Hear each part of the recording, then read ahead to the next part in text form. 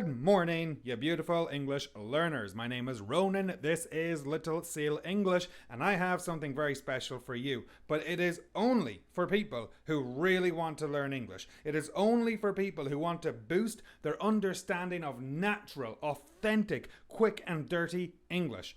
Are you interested in boosting your English? Are you interested in thinking in English? If you are, hit the link in the description. If you hit that link in the description, it will take you to my website where you can download this absolutely gorgeous, sexy workbook.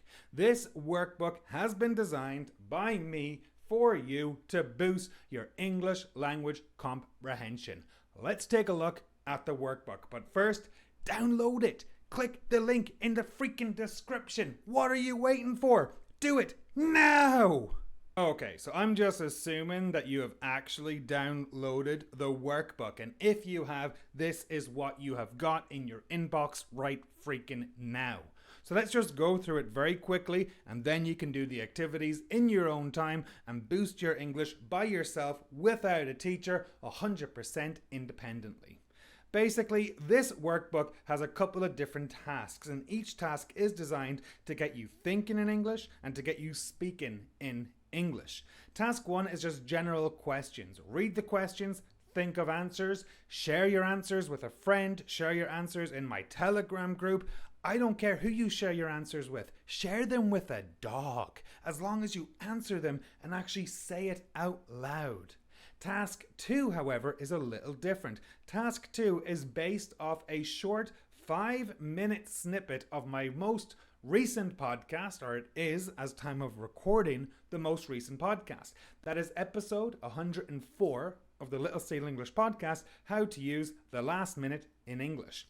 It is a short 5-minute snippet, which is also at the end of this video, and you listen to it and try to answer those questions.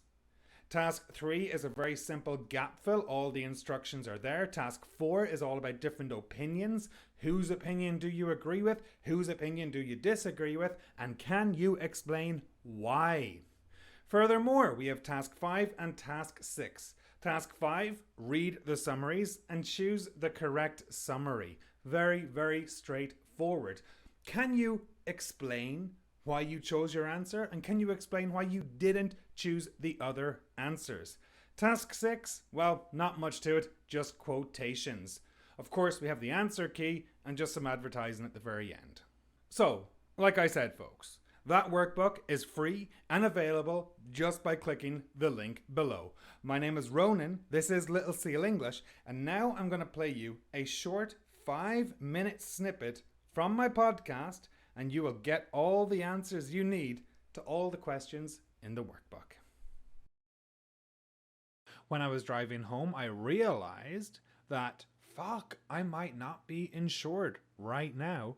And as a result, I realized I had left it to the last minute. So to leave something to the last minute, what does it mean exactly? Well, it means that you wait and wait and wait until the actual deadline before you do something.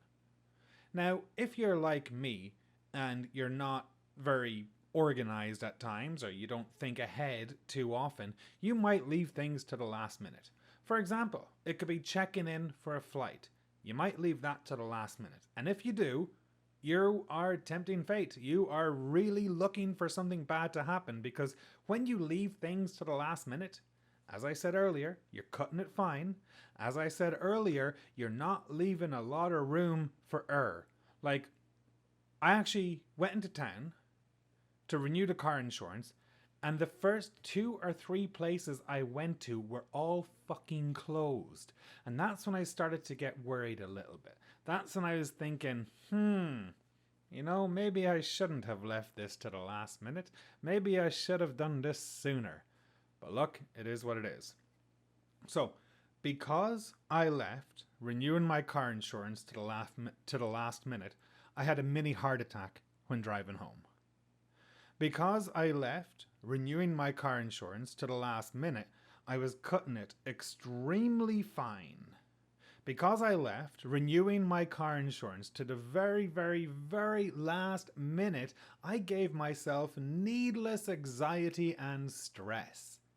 Now the question is, am I going to learn from this?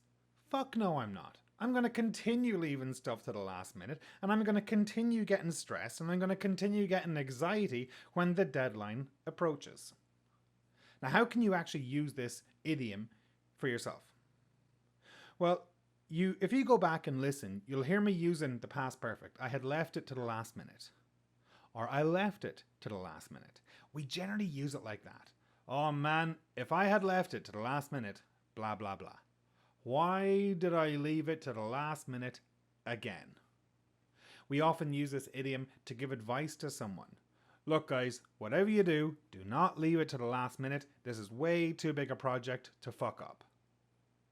Please do not leave this to the last minute. Get your essays done early. We often do use it we use it for deadlines, but we often use it in academia. So you may not know this, but believe it or not, I've been to college, I've been to university, and I got a master's. And I'll be honest, when I did the master's, I did put myself under needless pressure by leaving stuff to the last minute. That means that I was given a deadline of, say, December 15th. And this could have been in September. And I'm thinking, December 15th, that is months away. I have so much time to get this shit done. That is not going to be an issue at all. However, I said the same thing in October, I said the same thing in November, and then suddenly it is December 10th and I'm thinking, oh fuck, I have a deadline in 5 days and I haven't even started. I left my essay to the last minute. I left my project to the last minute and now I'm here panicking. Are you the same as me? Are you the kind of person to leave things to the last minute? It could be packing for a vacation. That is the worst. I say that a lot. There's a lot of things that I classify as the worst. But let's be real, folks. If you're going on vacation and you leave packing to the last minute, you're likely to forget something. If you leave getting your medicine to the last minute, you might be screwed because the pharmacy could be closed. Similar to me today, having to go to 3 or 4 places before I could renew my car insurance. I'll be honest, at one point I was thinking I'm not going to get it done today and my wife is going to be pissed because I said I'd take care of it. I never said when I'd take care of it, I said I would take care of it, right? Anyways, long story short, to leave something to the last minute is when you wait until the deadline to do something. Do you know anybody that regularly, apart from me, leaves things to the last minute?